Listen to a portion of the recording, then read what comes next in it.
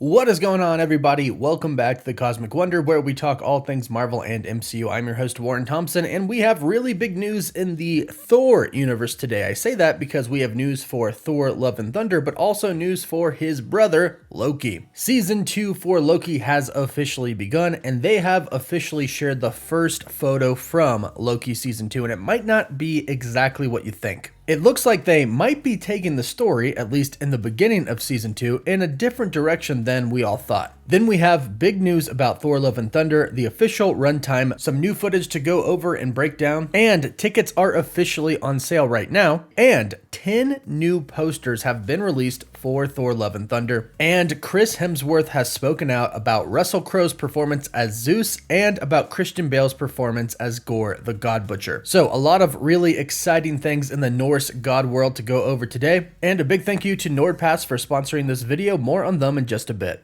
So just a quick recap, at the end of Loki Season 1, Sylvie and Loki finally came face to face with the creator of the TVA, He Who Remains, who is a variant of Nathaniel Richards, aka Kang the Conqueror. And he pretty much told Loki and Sylvie that if they killed him, then a bunch of different branch timelines would be created from the sacred timeline and his variants would be let loose again, and they would basically cause another multiversal war. Now Sylvie was taken from her family at a very, very young age. She spent her whole life running away from the TVA and planning on how to take them down. So at the end of it all, she decided to kill Kang the Conqueror despite the consequences, and she ended up running away from Loki. Now Loki was heartbroken, but he went back to the TVA in search of Mobius, in which when he finally found Mobius, Mobius did not know who he was, which of course was a huge surprise, seeing as how Loki and Mobius just became pretty much best friends and they worked together, and Loki helped him realize that he was just another variant. He wasn't actually created by the TVA, but had an actual life. However, Mobius seems to not remember any of this, and Loki turns and he looks at a statue of where the timekeepers used to be, and instead he sees a statue of Kang. It was a pretty epic ending, but a massive cliffhanger, but it looks like we kind of know what's going to happen next, thanks to the first photo revealed from the set of Loki 2.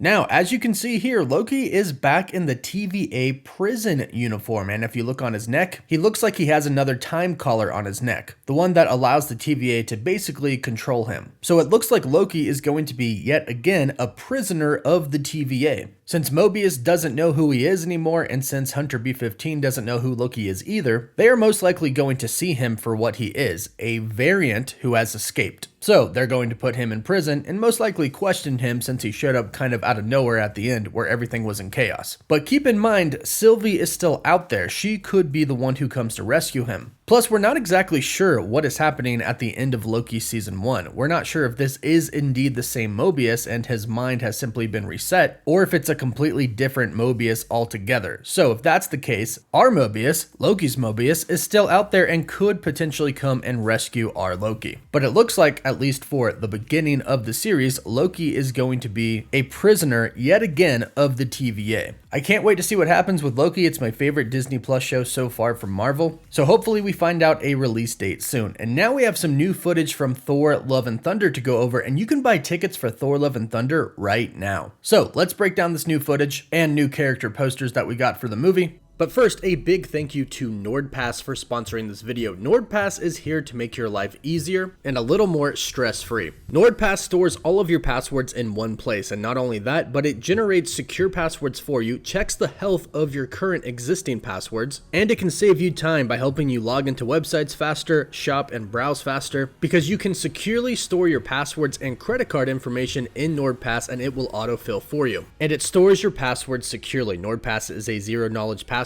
manager, meaning they don't even know your passwords inside the account. They also have a data breach scanner to find out if any online account or any of your card information has been leaked. And this is important because data leaks happen all the time. For example, the United States almost has 1.7 billion data leaks, with Russia having a little bit over 2.8 billion. So to make life easier and safer, you can go to nordpass.com/cosmic to get an exclusive discount off of a 2-year Nordpass premium plan. Plus, you get an additional month for free. So use code COSMIC or go to nordpass.com/cosmic. Alright, if you haven't seen the new Thor Love and Thunder footage, here it is. There's a maniac who seeks to end us all. We must do something. I'm putting together the greatest team ever. Called... He's my best friend! Yes! Valkyrie. We get to fight again. The Guardians. Give me those. And Jane, the old ex-girlfriend. Judy Foster. Jane Foster. You are not like the other gods of kill.